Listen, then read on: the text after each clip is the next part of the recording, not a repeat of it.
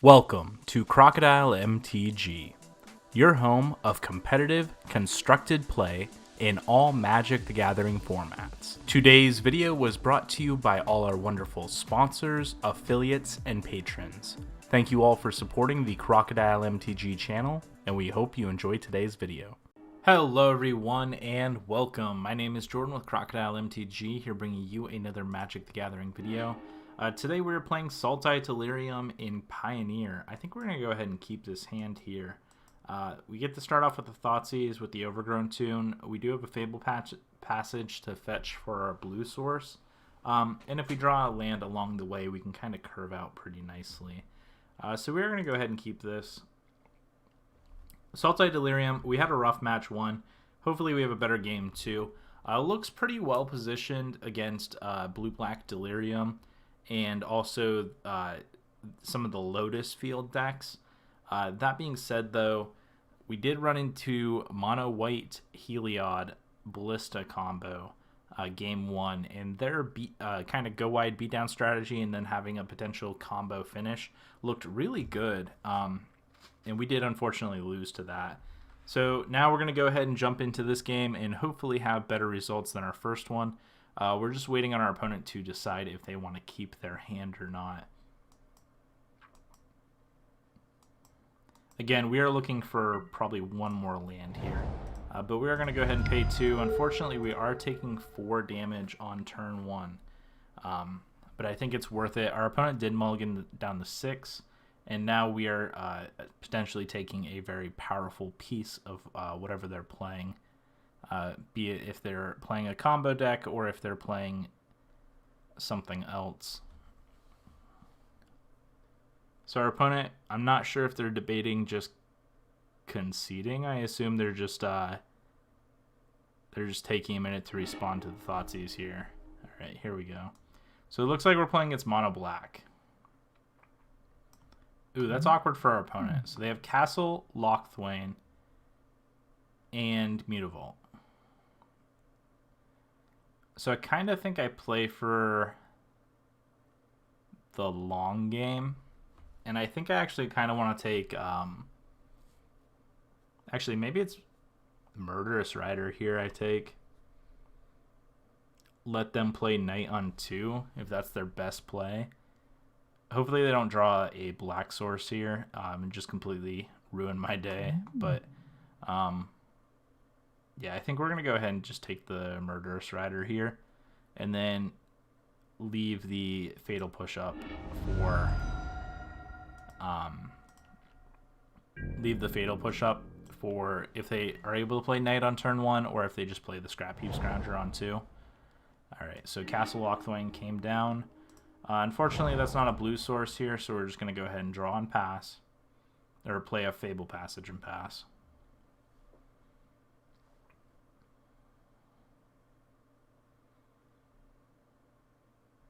And next turn, we could also draw and play... next turn, if we want, we can play Uro.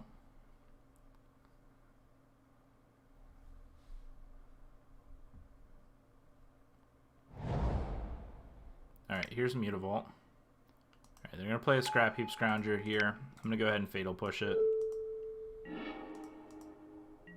Search for Island.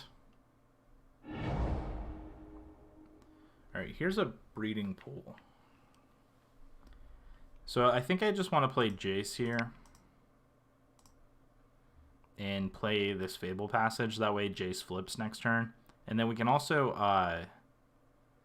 actually, Fable Passage, get an Island, Jace flip, discard Uro. I think we're 1 short from actually bringing back Uro next turn.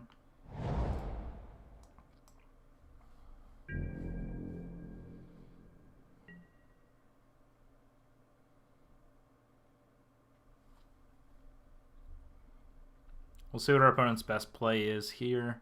If they do play just the Legions... Ooh, they have a Thoughtseize.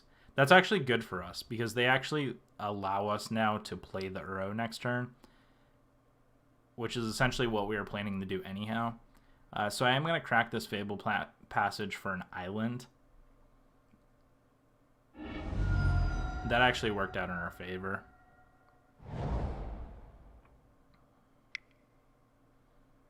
Alright, do they draw another scrap heap? Or are they trying to activate a mutavault?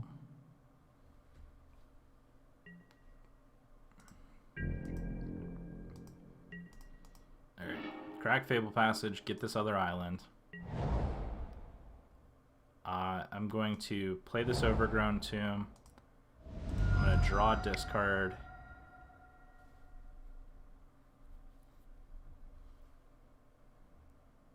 Alright, I'm going to discard this Breeding Pool.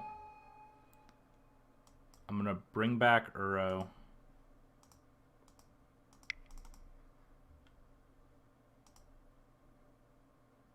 Actually, is that the best play here?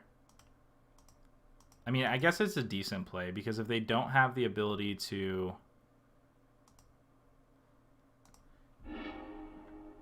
If they don't have the ability to play Rankle next turn, whether they're missing the Black Source or not, then this is going to be extremely good. Just being able to draw a card and gain a bunch of life.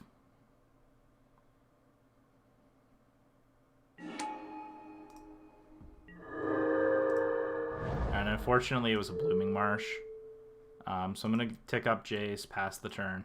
Next turn, we can Thoughtseize anything from their hand. So if they don't draw the Swamp. If they draw the Swamp, it's going to be pretty brutal. If they don't draw the Swamp here, though, we are going to be able to Thoughtseize. Shoot. Alright, they start with the Knight. Oh, and we drew the Fatal Push. So we're taking the Rankle here. The reason they couldn't just play the Rankle and attack is because they'd have to sacrifice their Rankle to the ability. So I think I'm actually going to...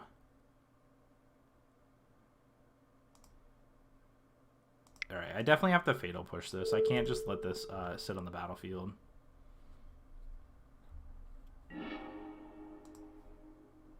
Alright, we'll go ahead and attack with you, Uro.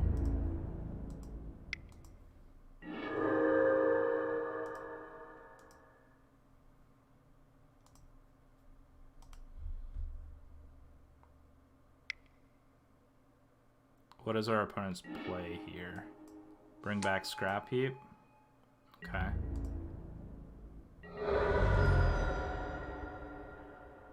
I'm surprised they did it there, because now I can just tick up.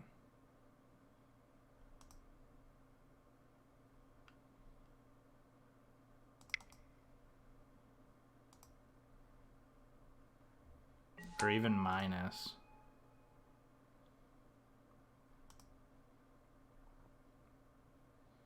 So I tick up, he attacks with the 2 Mutavaults, I block.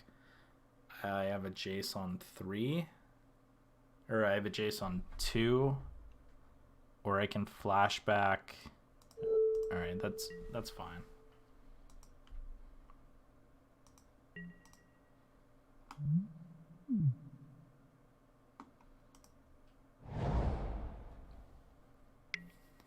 Alright, so Knight of the Ebon Legion. I assume our opponent attacks with everything.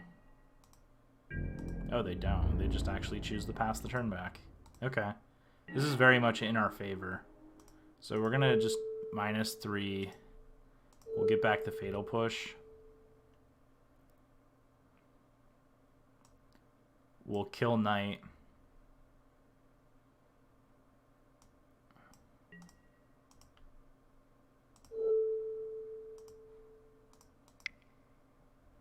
And then we have a Murderous Rider and a Grizzly Salvage that we're just going to leave up.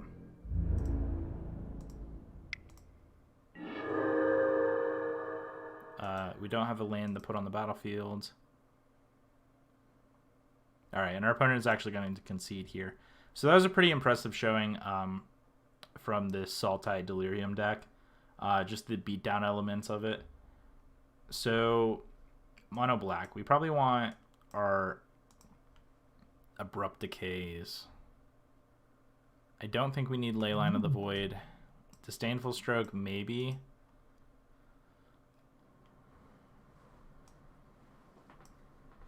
trying to think what their game plan is. Their game plan is just a beat down. So really what we want is removal. So cast down's probably fine here. Noxious Grasp doesn't hit anything. I should have brought that in against mono white. I don't know what I was thinking. For some reason I was thinking this was like green or red, but that's not correct. Again, that matchup I'm not very experienced with, and that just is proven time and time again the more I look at what I could have done. So I think they're going to probably bring in Leyline of the Void. So I think I actually want to trim. I think I want the Vivian. I think I want the Abrupt Decay and definitely the Cast Down. I could see trimming a Satyr Wayfinder because we don't want to be filling our graveyard a ton.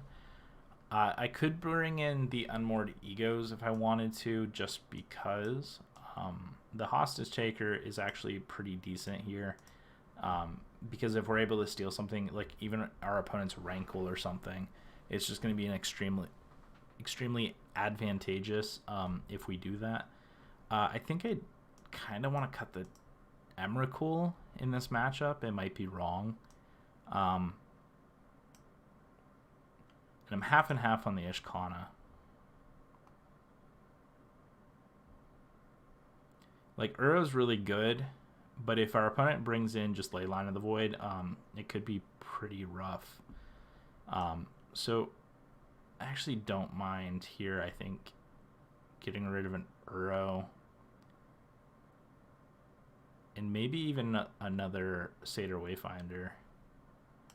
I don't know, though, because Uro's really good. Even if it's just a 3-mana ramp card, I think that's fine.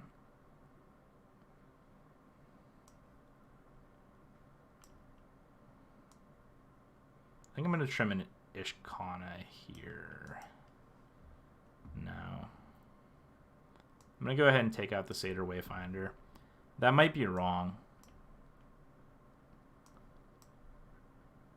Alright, we'll go ahead and submit this. We'll see how this goes. I expect a Leyline of the Void from our opponent. If they don't bring it in, then we know for game number 3, if we get there.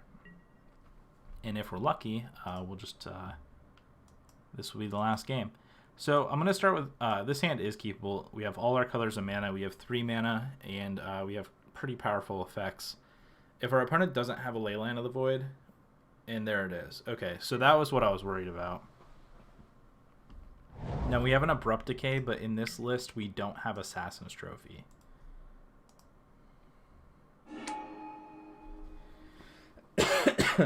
So I'm going to go ahead and start with this Breeding Pool tapped, I think. We don't have anything on turn 1, so I don't think there's really a point. I do have to consider more Assassin's Trophies over the Abrupt Decays. I think the Abrupt Decay is better in the more controlling matchup, but it is something I have to be just aware of.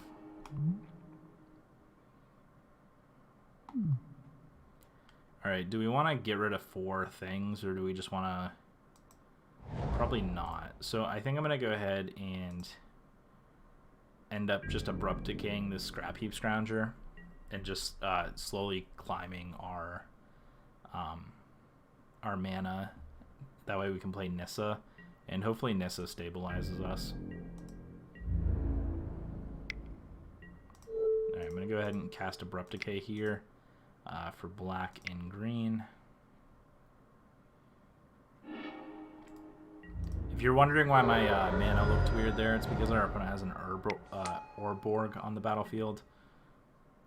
2 Knight of the Ebon Legions. That is pretty gross. So I think here I'm going to go ahead and just play Uro as a ramp effect, because essentially that's what it is. Ooh, there's a Hostage Taker. I think I'm going to go ahead and play Fable Passage here and pass. I do think we want to go ahead and fetch out a Forest from our deck. Next turn we have the ability to play either Hostage Taker, stealing a Knight of the Ebon Legion, or we can play Walking Ballista for 4 and kill some of their attackers. I'm sorry, we can only play a Walking Ballista for 2, so I think we want to hold that one. I don't mind playing the Hostage Taker, though, and stealing one of these Knights.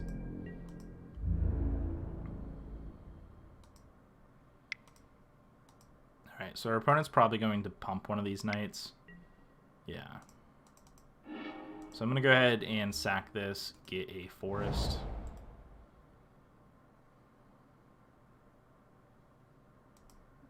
Nothing we can do at the moment.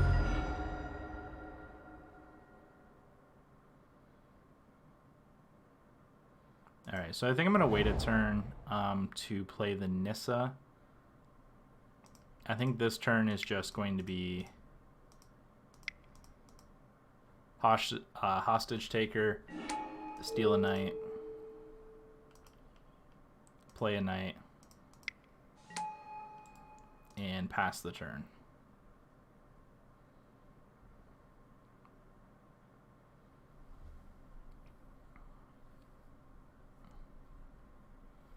And now we have some pretty good blockers, so...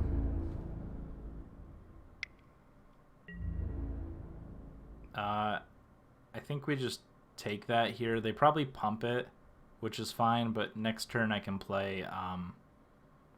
Oh, they actually don't. Okay. They must have something better. A Scrounger. Interesting. Alright, so here I can play Nissa. And then have 4 mana available. That's not terrible.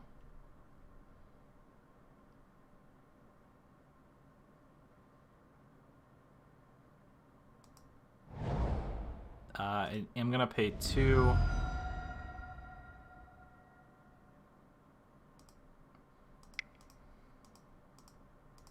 All these black, blue, green, etc. I'm going to pump or tick up on a Blooming Marsh. Move the combat and attack in with the Blooming Marsh.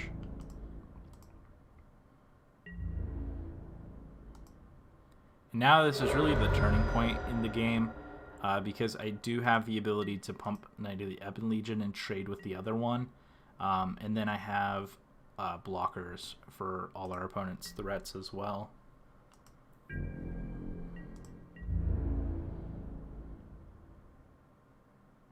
So I'm not sure if our opponent sees that I can pump our Knight as well, but we'll see.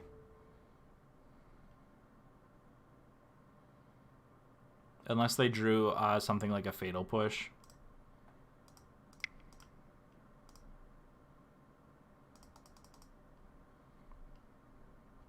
Alright, and they have to pump their Knight in response, otherwise we just get to eat it. Alright, so they're going to go ahead and trade here, because they both have Death Touch. So that was pretty good on our end. Alright, they drew another Blood-Soaked Champion. Alright, and here I think I just play the Forest and make a huge Walking Ballista.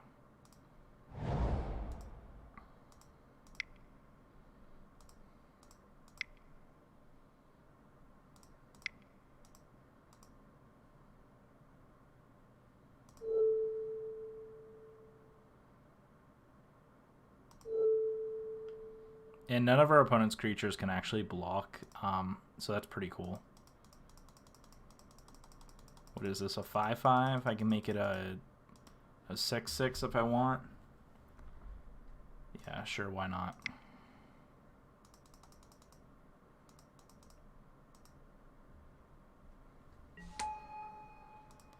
Move in and attack with the Blooming Marsh.